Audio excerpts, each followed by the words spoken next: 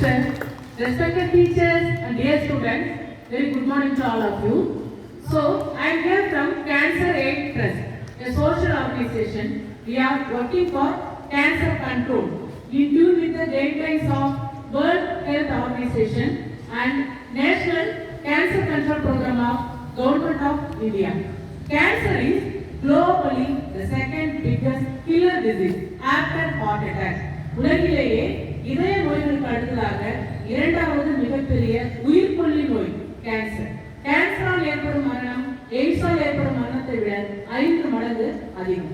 80% of cancer patients are diagnosed in the terminal stage only. So we lose precious human life due to this dreaded disease. அதாவது புற்றுநோய் கேள்விப்பட்டிருக்கீங்களா? கேன்சர்னா என்ன?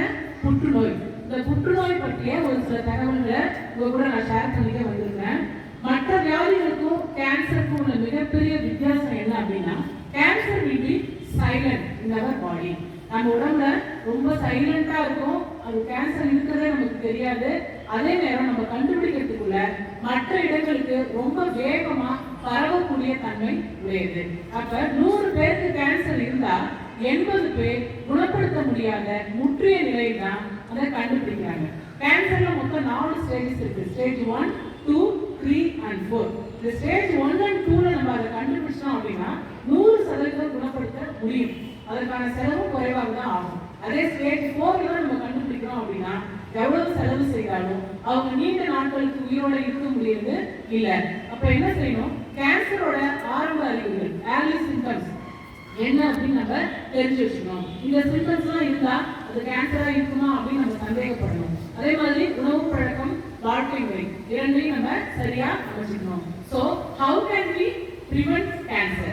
Researchers say that cancer is also preventable, such as other non-communicable diseases like cardiovascular, respiratory and diabetes, if we resort to balanced diet, control obesity, regular exercise and tobacco cessation.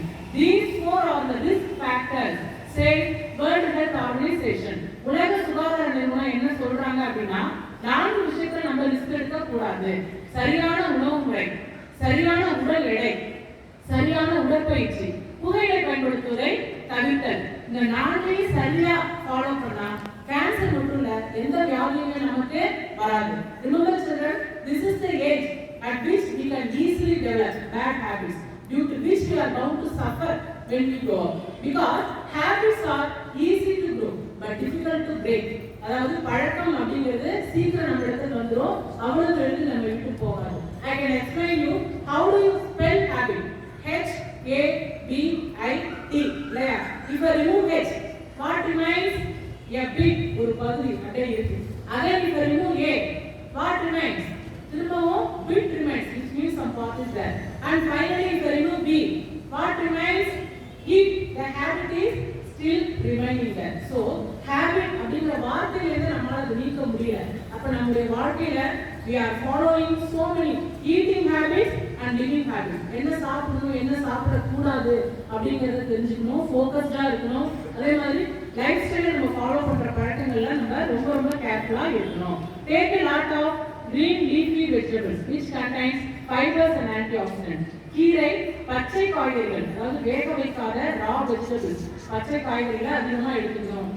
Carrot, beetroot, முட்டைக்கோஸ், வெள்ளரிக்காய், தக்காளி இதெல்லாம் வந்து பச்சையா சாப்பிடுறது உடம்புக்கு ரொம்ப ரொம்ப நல்லது. இது ஆன்டி ஆக்சிடென்ட்ஸ் நமக்கு கொடுக்குது. அதே மாதிரி naturally dark coloured fruits and vegetables, அடர்த்தியான நிறமுள்ள பழங்கள், அந்தந்த சீசன்ல கிடைக்கிற பழங்களை தவறாம நம்ம எடுத்துக்கணும். ஒரு வாரத்தில் 3 முறையாவது கீரை சாப்பிடணும், பச்சை காய்கறி சாப்பிடணும். முளைக்கட்டிய தானியங்கள், ஸ்ப்ரவுட்டட் கிரைன்ஸ், கோதுமை, கேழ்வரகு, கம்பு, பச்சை பயிறு, கொண்டைக்கடலை இதெல்லாம் வந்து ஊற வைத்து முளை கட்டி அது செய்து உணவு வகைகளை அடிக்கடி நீங்க எடுத்துக்கணும். அம்மாட்ட போயிட்டு நீங்க இதை சொல்லணும், எனக்கு வந்து முளை கட்டிய தானியங்கள சாப்பாடு செஞ்சு கொடுங்க அப்படின்னு நீங்க கண்டிப்பா சொல்லணும்.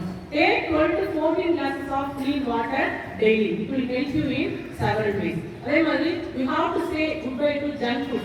Nowadays you are eating so many junk foods and processed food. ஒரு ஜங்க் ஃபுட்னா என்ன? ஒரு உணவை தயாரித்து அது கெட்டு போகாம இருக்க கெமிக்கல் பிரிசர்வேட்டிவ்ஸ் கலந்து ஆர்டிபிஷியலி கலர்டு செயற்கையான முறையில் நிறமூட்டப்பட்டது. அதெல்லாம் என்ன செய்யறாங்க? அது ஒரு பாக்கெட்லயோ டின்லயோ அடைத்து உங்களுக்கு ஒரு ப்ராசஸ் உங்களுக்கு வருது. சில நாட்களுக்கு பிறகு தான் நம்ம அதை சாப்பிடுறோம். It is called junk foods. அதே மாதிரி ஃபாஸ்ட் ஃபுட். இந்த இரண்டையுமே துரித உணவுகள் இரண்டையுமே நீங்க கண்டிப்பா அவாய்ட் பண்ணணும். These are all nothing but slow poisons. நீங்க நிறைய டெய்லி என்ன சாப்பிடுறீங்க? Lay's, Kurkure, Bingo etcetera so many packet chips, கலர்ஃபுல்லான பாக்கெட் சிப்ஸ் சாப்பிடுறீங்க. டின்ல வர்றது, பாட்டில்ல வருது, எதையுமே நீங்க எடுத்துக்க கூடாது. You have to say good bye to junk foods today itself. அதே மாதிரி விகரஸ் எக்ஸசைஸ். ஒரு நாளைக்கு அரை மணி நேரம் வாக்கிங் போறது, கையை வேகமா வீசி வாக்கிங் போறது, நீச்சல் பயிற்சி அல்லது சைக்கிள் ஓடுவது. இந்த மூணுல ஏதாவது ஒண்ணு தினமும் அரை மணி நேரம் கண்டிப்பா நீங்க செய்யணும். லைஃப் டைம்ல எப்பொழுதுமே நீங்க அதை செய்யணும். ஏன்னா பிசிக்கல் ஆக்டிவிட்டி என்ன செய்யுது? தேவையற்ற கொழுப்புகள் நம்ம உடம்புல அடையாம நம்மள பாதுகாக்குது. அதே மாதிரி love at least 15 times a day. ஒரு நாளைக்கு 15 முறையாவது சிரிக்கணும். Because laughter is tranquilizer, equalizer and energizer. It releases our tension and gives us energy. மன மகிழ்ச்சியே நல்ல ஔஷதம் அப்படின்னு பைபிள்ல இருக்கு இல்லையா? laughter is the first medicine. அப்ப என்ன செய்யணும்? நீங்க ஒரு நாளைக்கு எத்தனை முறை சிரிச்சோம் அப்படின்னு வீட்டுல போயிட்டு ஒரு ஃபீட்பேக் எடுத்து பாருங்க. உங்க ஃப்ரெண்ட்ஸ் அண்ட் நெய்பர்ஸ் கூட ஸ்ட்ரெஸ் இல்லாம நல்ல ஹியூமரஸா பேசி பழகுனீங்க கத்துக்கணும். Positive attitude will bring positive result.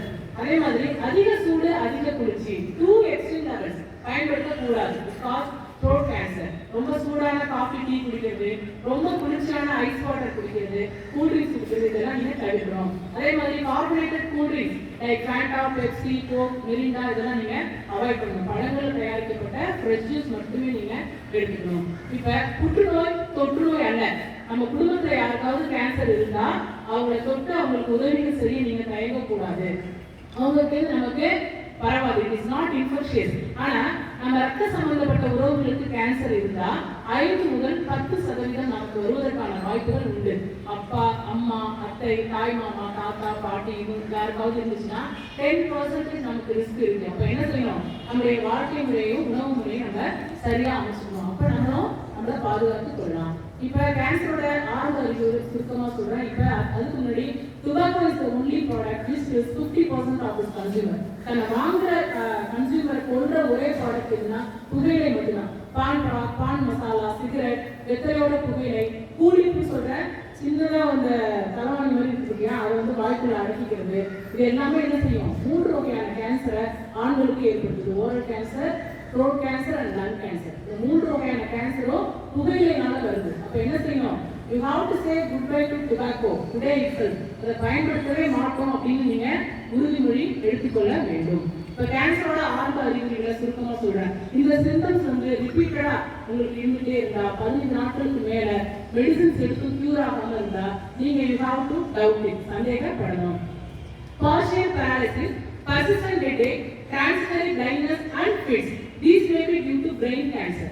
அதாவது மூளையில ஏதாவது புற்றுநோய் இருந்தா அதற்கான அறிகுறிகள் என்ன அப்படின்னா உடம்புல ஏதாவது ஒரு பகுதி மரத்து போகும், செயலிழந்து போகும், கண் பார்வை தற்காலிகமான குறைபாடு ஏற்படும், அடிக்கடி தலைவலி வரும், அடிக்கடி வலி போடும். இது எல்லாமே பிரெயின் கேன்சருக்கான சிம்டம். கண் சிதைவு, கருவிழி வெள்ளை நிறமாக மாறுதல், whitening of eyes and protruding of eyes. These may be due to eye cancer. Any ulcers, red or white color patches in the oral cavity.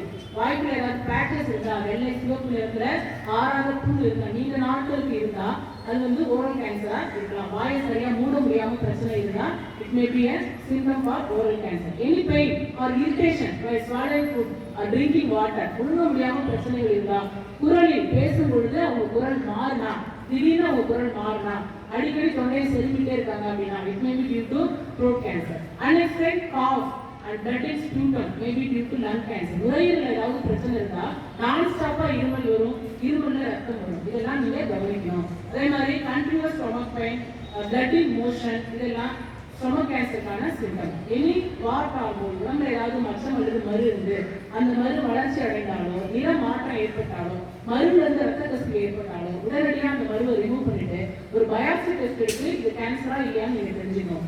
Taking bath you have to self examine your body. குளிக்கும் பொழுது வலியுடனோ வலி இல்லாமலோ சிறிய அளவில் கூட கொழுப்பு கட்டிகள் இருந்தா அலட்சியப்படுத்த கூடாது. பேரண்ட்ஸ் கிட்ட நீங்க அதை சொல்லணும். தொடர்ந்து ஜுரம், தொடர்ந்து தலைவலி, வெளியே தோற்றம் ஏற்படுறது, அதிகமான எடைக்குறைவு ஏற்படுறது, அப்நார்மல் வெயிட் லாஸ், நீண்ட நாட்களுக்கு பசிக்காமலே இருக்கும், பசியின்மை, இது எல்லாமே பிளட் கேன்சருக்கான சிம்டம். ஸோ dear children, எந்த ஒரு சின்ன தொந்தரவு இருந்தாலும் அலட்சியப்படுத்தாம உடனடியாக மெடிசன் எடுத்து அதை க்யூர் பண்ணிக்கிறோம். திரும்ப திரும்ப ரிப்பீட்டடாக ஒரு தொந்தரவு இருந்தால் அதை சந்தேகப்படணும், அதை டயக்னோஸ் பண்ணி என்னன்னு தெரிஞ்சுக்கணும். டயக்னோஷன் அப்படின்னா என்ன, அந்த வியாதி என்னன்னு கண்டறியுது. பிளட் டெஸ்ட், ஸ்கேனு, அது மாதிரி பயாப்சி டெஸ்ட், இது மாதிரி அந்த சோதனைகள் செய்து இது என்ன அப்படின்னு தெரிஞ்சுக்கிறது தான் டயக்னோஷன். அப்போ ரிப்பீட்டடாக ஒரு தொந்தரவு இருந்தால் டயக்னோஸ் பண்ணி அது என்னன்னு கண்டுபிடிச்சி உடனடியாக அதை நம்ம க்யூர் பண்ணிடணும். So dear children, I hope நான் சொன்ன விஷயங்கள் எல்லாமே உங்களுக்கு யூஸ்ஃபுல்லாக இருந்துக்கும், நீங்கள் ஃபாலோ பண்ணி நம்புகிறேன். அதே மாதிரி your class teachers will reproduce the points from the pamphlets, what we should do, what we should not do, and the primary symptoms of cancer. By making awareness among masses, we are continuously fighting against cancer. We will make a cancer-free India. So I once again thank our Reverend Sister for giving this great opportunity. Thank you children, God bless you.